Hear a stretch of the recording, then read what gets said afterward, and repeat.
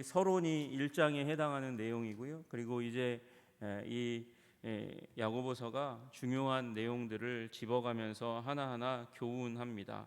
복음의 근거에서 그렇게 삶을 변화시키라고 말씀하시는 것 중에 첫 번째로 나오는 것이 바로 차별하지 말라는 것입니다. 내 형제들아, 이렇게 시작하면서 차별하지 말라고 시작하고 있거든요. 내 형제들아, 우리 내 형제들하니까 우리 앞에 대상을 한번 기억해 봐야 됩니다. 야고보는 흩어져 있는 12제자에게 12지파에게 문안하노니 그렇게 되어 있습니다. 야고보는 흩어져 있는 12지파 유대인들에게, 지금 믿는 자들에게, 유대인 중에서도 믿는 그리스도인들에게 이 글을 쓰고 있습니다. 불신자들에게 쓰고 있는 것이 아니에요. 믿는 자들에게 쓰고 있다는 사실이 중요합니다. 그들이 믿고 있는 주님은 어떤 주님이냐? 영광의 주예요. 영광의 주. 영광의 주라는 말은 이 예수님께 붙이는 존귀 칭호거든요. 특별히 부활하신 예수님, 그분을 지칭할 때 영광의 주라고 표현하는 겁니다. 고린도전서 2장 8절에 말씀하세요. 이 지혜는 이 세대의 통치자들이 한 사람도 알지 못하였나니 만일 알았더라면 영광의 주를 십자가에 못 박지 아니하였으리라. 이렇게 말씀하시는 그 영광의 주, 그건 예수님께서 죽으셨다가 부활하신 것을 기억하고 알고 깨닫는 공동체에게 그 영광의 주라고 소개하고 있는 것입니다. 여러분, 이 부활하신 예수님을 믿고 알고 깨닫고 있는 공동체, 너희가 지금 무엇을 하고 있냐? 이 문제가, 그들이 가지고 있는 문제가 뭐냐면 믿음을 너희가 가졌음에도 불구하고 사람을 차별한다는 것입니다. 그래서 그 차별을 멈추라라고 이야기하고 있습니다. 사람을 차별하여 대하지 말라, 이렇게 이야기하는 것이죠. 여러분, 특별히 이 부분은 사람을 차별하여 대하지 말라라는 말은 외모로 취한다는 것입니다. 잘못 취한다는 것입니다. 이 표현이 또 한 번 이제 나오게 되는 구절이 있어요. 그러니까 이 부분이 중요한 부분이니까 두 번에 걸쳐서 외모로 취하지 말라고, 차별하지 말라고 이렇게 이야기하는 것입니다. 여러분, 이 말은 얼굴을 받아들인다라는 뜻이에요. 얼굴을 받아들인다. 원래 직역하면 얼굴을 받아들인다라는 말인데, 그 사람의 체면을 띄워주는 것입니다. 그 사람의 얼굴을 중요하게 다른 사람들 위에 두는 것이에요. 그러므로 말미암아 다른 사람들을 이제 비하시키는 일이 일어나기 때문에 이 부분을 차별하지 말라라고 이렇게 번역한 것입니다. 그 사람들을 다른 사람들 위에 띄어 올리는 것은 그를 숭배하는 것, 그런 이 내용이기 때문에 그런 부분들을 멈추라, 이렇게 이야기하고 있습니다.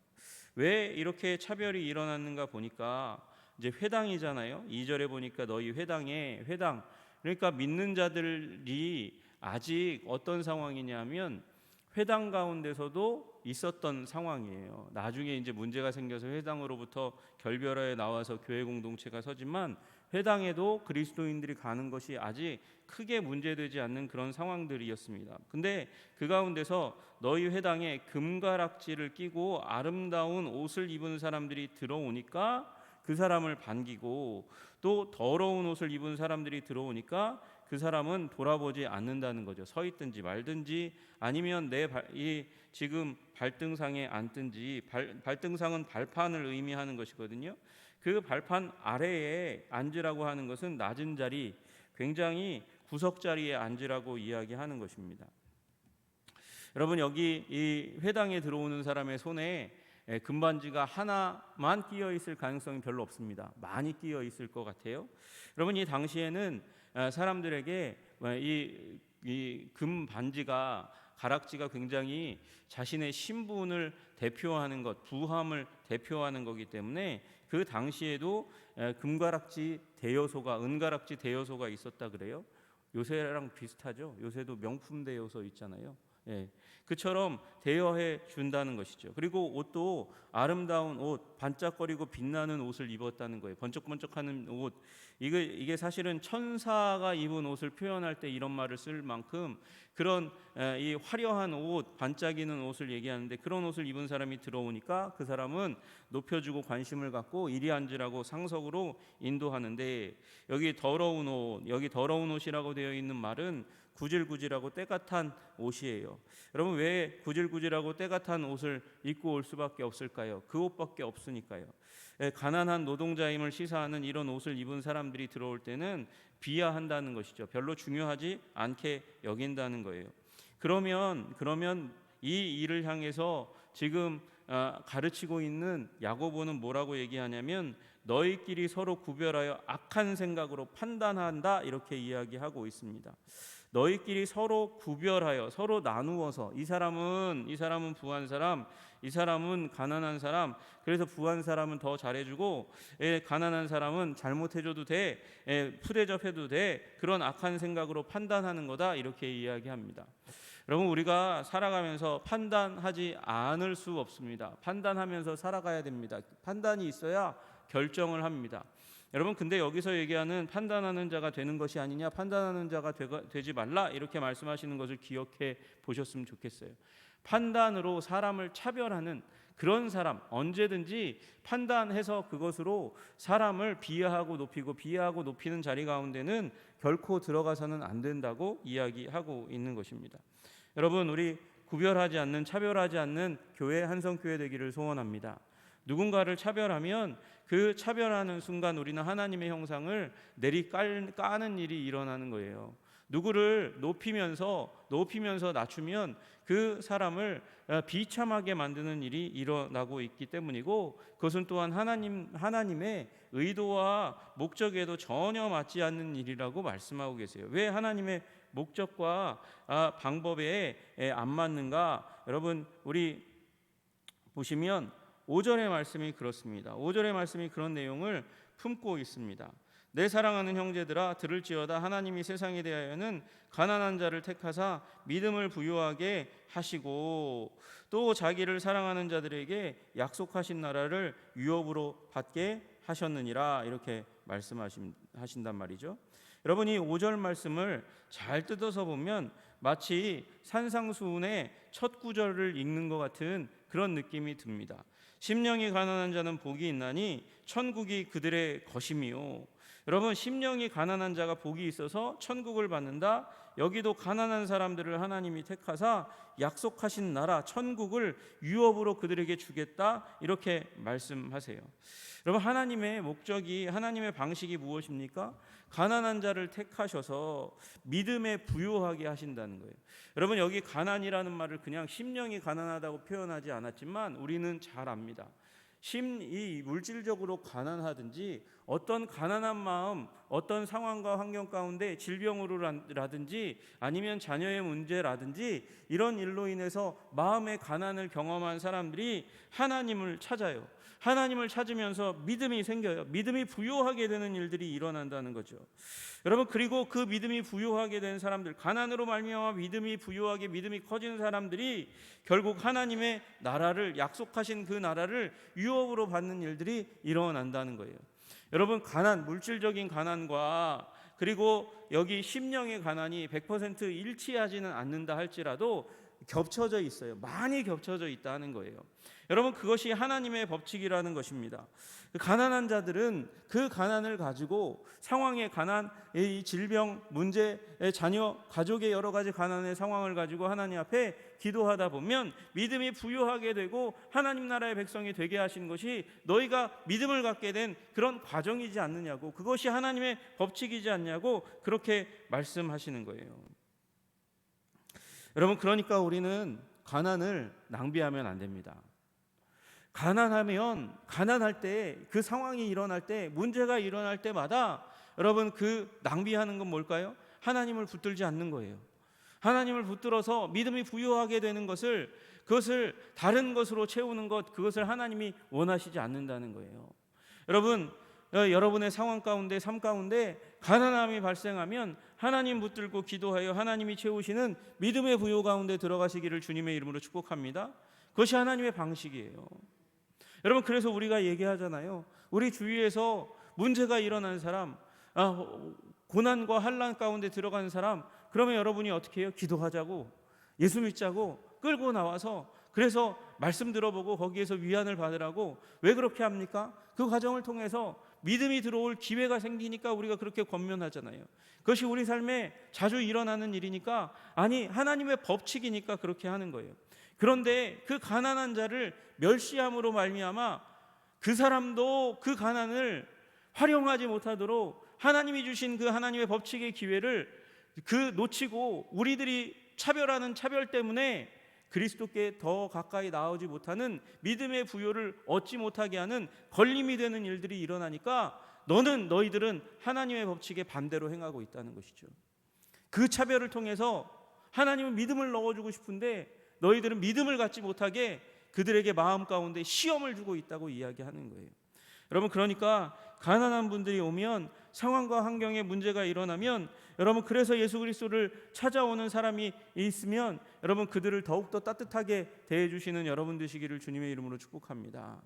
경황이 없어요. 그 은혜 받는 사람 보면, 제가 처음 이제 목사님 섬기면서 부교역자로 전도사로 있을 때, 그때 은혜 받은 한 분이 나오는데 한 3분의 2 왼쪽쯤에 앉았는데, 거기 앉아가지고 예배 시작하면서부터 끝날 때까지 계속 철철철철 눈물을 흘리는 거예요. 그러니까 예배 끝나고 나니까 눈이 퉁퉁 붓고 사람들이 정신도 막 이렇게 온전하지 못해요.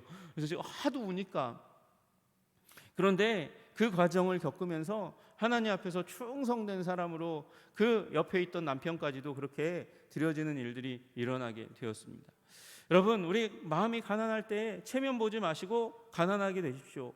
하나님을 붙드십시오. 믿음이 부요하게 되시기를 주님의 이름으로 축복합니다. 그리고 또한 우리 주위에 그래서 그 가난함 때문에 눈물 흘리고 자기 자신을 돌보지 못해서 외모도 남루하게 보이는 그런 분들이 있다 할지라도 용납하고 품고 격려하고 사랑하시는 우리 한성 공동체가 되기를 주님의 이름으로 축복합니다. 여러분, 하나님은 이 가난을 통해서 믿음을 부여하게 하시는 것이 주님의 법칙이에요. 그런데 어떻게 했어요? 너희는 도리어 가난한 자를 괄시하였도다, 이렇게 말씀하고 계시는 거예요. 그것이 하나님의 법칙에 반하는 것이다. 하나님이 일하시는 방식에 반대로 행하는 거야, 그렇게 말씀하시고 있는 것이죠. 여러분, 그리고 이어서 야고보는 뭐라고 얘기합니까? 부자는 너희를 압제하며 법정으로 끌고 가지 아니하느냐. 여러분, 부자들은 너희들을 압제하면서 그렇게 끌고 갔다. 저희는 너희에게 대하여 일컫는 바 그 아름다운 이름을 회방하지 않냐. 그러니 부자를 너무 사모하지 말아라, 그렇게 이야기하는 거예요. 여러분, 사회경제적으로 가난한 사람들을 부자들이 착취합니다. 이게 야고보서 이제 5장에서 나오는 얘기예요. 임금을 지불하지 않는 부자를 책망하는 것이 이 야고보서의 중요한 또 내용 중에 하나입니다.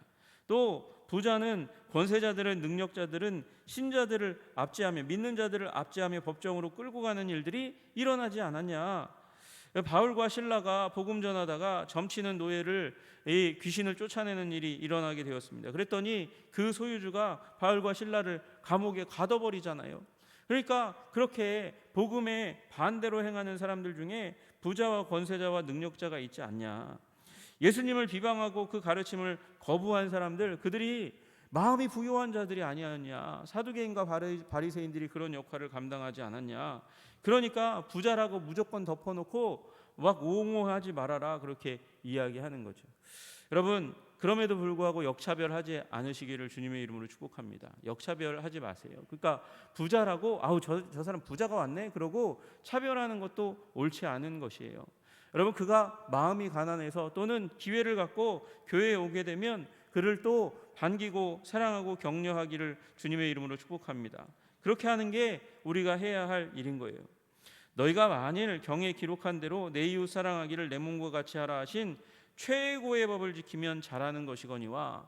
이게 사랑을 하라고 말씀하시는 이웃 사랑의 법이 어떤 법이냐? 최고의 법이라고 말씀하세요. 이 직역하면 왕의 법이에요. 왕적인 법이에요. 최고. 법 중에, 율법 중에 최고의 법이 이웃 사랑하라는 거예요.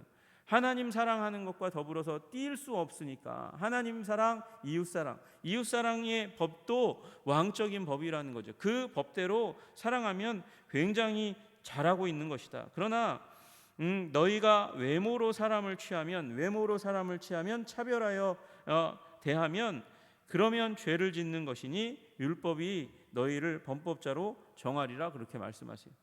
여러분, 우리 차별하지 않으시기를 주님의 이름으로 축복합니다. 왜냐하면 이게 하나님의 법에 아주 반대되는 것이고 그것이 우리를 범법자로 정하실 것이기 때문에 그렇습니다. 여러분, 예수님은 어떤 분이세요? 예수님은요, 사람들을 차별하지 않으신 하나님이세요. 여러분, 예수님을 올무에 빠지게 하려고 그렇게 다가오는 사람들이 있지 않았습니까? 사두개인과 바리새인들이 그렇지 않았습니까? 그런데 예수님은 어떻게 하셨습니까? 예수님은 그들을 다 차별하지 않으셨습니다. 꺼리지 않으셨습니다. 여러분, 여기 마태복음 22장 16절에 그런 말씀이 있어요. 자기 제자들을 헤롯 당원들과 함께 예수께 보내어 말하되 선생님이여 우리가 아노니 당신은 참되시고 진리로 하나님의 도를 가르치시며 아무도 꺼리는 일이 없으시니 이는 사람을 외모로 보지 아니하심이니이다. 예수님에 대해서 그 반대하는 사람들도 이렇게 평가하고 인정하는 일이 있었다는 거죠. 아무도 꺼리끼는 일이 없었습니다. 사람을 외모로 취하지 않으셨습니다. 예수님이 그러셨으니까 우리들도 적대적인 사람들이 있다 할지라도 그렇게 여기지 않으시는 여러분 되시기를 주님의 이름으로 축복합니다. 그 이웃사랑의 법, 최고의 법을 나는 지켰어. 아니요, 그 법이 어떻게 보면 가장 지키기 쉬운 법이에요. 간음하지 말라, 도적질하지 말라, 사람을 죽이지 말라. 그러나 그 모든 법을 다 심각한 범죄를 저지르지 않았다고 해도 사랑에 대한 법에 걸리면 이 모든 법을 다 범한 자들과 똑같은 범법자가 된다는 거예요. 이 법을 다 지켰다 할지라도 이 법을 지키지 않으면, 이웃사랑의 법을 지키지 않으면 우리는 이 모든 이 법을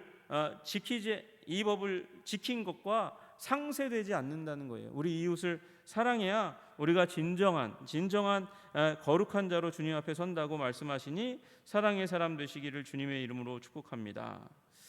여러분, 이게 마지막 부분이 되게 어려운 부분입니다. 12절 13절이 좀 해결하기가 어려운 구절이에요. 너희는 자유의 율법대로 심판을 받을 자처럼 말도 하고 행하기도 하라. 여기까지만 하면 뭐 이렇게 잘 지키라고 하는가 보다 그렇게 이해할 텐데 13절에 긍휼을 행하지 아니하는 자에게는 긍휼 없는 심판이 있으리라. 긍휼은 심판을 이기고 자랑하느니라. 긍휼을 행하지 아니하는 자에게는 긍휼 없는 심판이 있으리라. 이렇게 말씀하세요. 긍휼은 심판을 이기고 자랑한다. 이렇게 말씀하세요.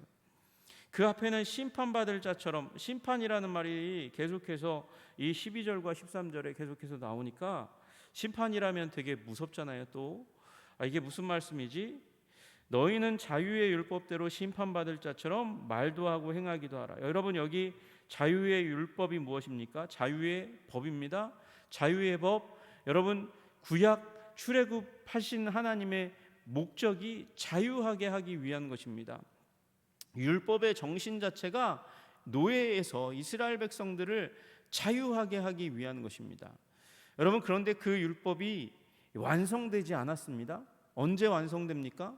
예수님에게서 완성이 되죠. 예수님이 왜 오셨냐? 진리를 할지니 진리가 너희를 자유롭게 하리라. 우리를 자유롭게 하기 위해서 그렇게 오셨어요. 그 자유의 복음, 자유의 율법을 완전케 하시는 예수님의 십자가 복음을 가질 때에 그때에 우리는 비로소 저주로부터 자유롭게 됩니다. 우리는 마음껏 하나님을 사랑하고 이웃을 사랑할 수 있는 능력이 장착되게 되는 것이에요. 여러분, 그래서 이 자유의 율법에 의해서 우리가 나중에 심판대 앞에 서면 심판대 앞에서 어떻게 될까요? 하나님의 크고 크신 용납과 용서와 사랑을 받고 면죄받고 격려와 사랑을 받을 것이 아닙니까? 여러분, 그러니까 그 크신 용서와 사랑을 앞에 두고 있는 너희는 그 큰 용서를 받은, 사랑을 받은 자로 사람들 앞에서 긍휼과 사랑을 베푸는 삶을 살아가라고 말씀하시고 계신 거예요. 그래서 그 다음 구절을 읽으면 그렇게 되는 거죠. 긍휼을 행하지 아니하는 자는 너희 삶 가운데 오는 여러 가지 시련들 가운데, 여기 심판은 그렇게 읽는 거예요. 시련과 심판 가운데 너희가 긍휼을 행하지 않으니까, 사랑을 행하지 않으니까 긍휼과 사랑의 기적이 없는 메마른 심판을 받게 될 것이다. 메마른 시련을 얻게 될 것이다. 그러나 긍휼을 베푸는 자들은 심판, 시련을 결국 다 이기고 그 사랑으로 말미암아 자랑하고 기뻐하는 간증들이 가득한 승리의 소식으로 너희 삶을 가득 채우게 될 것이다 말씀하시는 것이죠. 여러분, 긍휼을 베푸시는 여러분 되시기를 주님의 이름으로 축복합니다.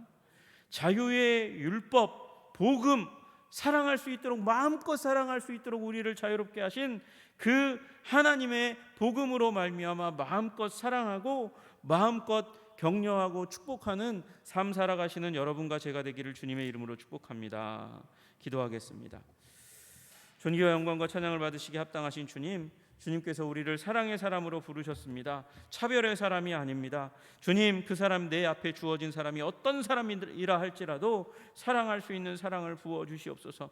나는 사랑할 수 없습니다. 나는 부족합니다. 주님께서 사랑을 우리 마음에 부음받게 하여 주셔서 하나님을 사랑하게 하시고 이웃을 사랑하는 참된 사랑의 사람이 될 수 있도록 우리를 붙들어 주시옵소서. 예수님 이름 받들어 기도드리옵나이다. 아멘.